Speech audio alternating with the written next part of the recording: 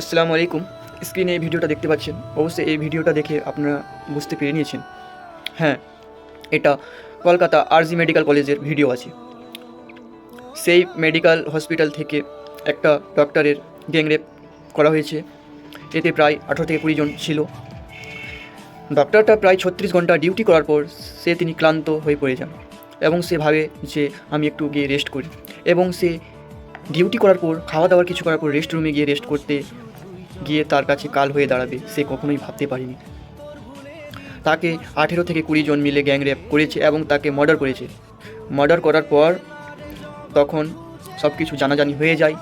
প্রায় 3টার দিকে রাত্রে সব হসপিটালের ম্যানেজমেন্ট থেকে শুরু করে যত ছিল সবাই এসেছিল এবং সেটা দেখতে পেল, এবং পুলিশ প্রশাসন এসে ভরে গেল।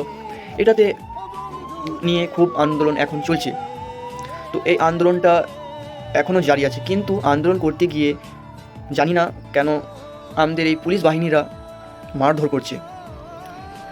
এতে মনে হয় না যে আমাদের এই আন্দোলনটা সফলতা পাবে। সে যে এই খারাপ কাজ করেছে তারা শাস্তি পাবে কি পাবে না আদৌ আমি কিন্তু বুঝতে পারছি না। কারণ যদি আমাদের পুলিশ প্রশাসন যদি আমাদের সাথ না দিবে, আমরা আন্দোলন করছি, আমাদের যদি না সাথ দিবে, তবে আমরা কীভাবে আন্দোলনটা করব?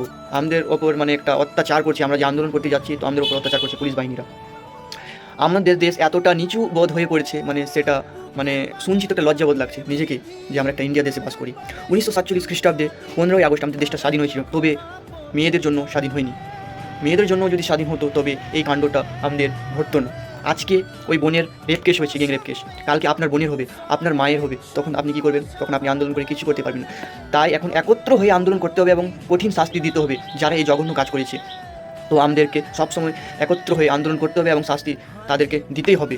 এবং আমার অনুরোধ রইবে শ্রী নরেন্দ্র মোদীর কাছে, আমাদের একটা অনুরোধ যে সে একটা বড় পদক্ষেপ নেই এবং এই আমাদের দেশের যা নিয়ম কানুন তিনি তা বদলে একটা ভালো একটা কঠিন আন্দোলন তৈরি করে যেন এরপর থেকে যেন আর এই কাজগুলো করার আগে 10 বার ভাবে। তাই আপনাদের কাছে একান্ত অনুরোধ, এই ভিডিওটা অনেক শেয়ার করুন এবং বন্ধুদের মাঝে দেন, যেন এরা যতটুকু যদি খারাপও থাকবে তো শক্ত হবে এবং মনোবল হারাবে না, এবং প্রত্যেক মেয়েরা যেন এটা ভিডিওটা দেখে ইন্সপায়ার হয় কিছুটা। আসসালামু আলাইকুম।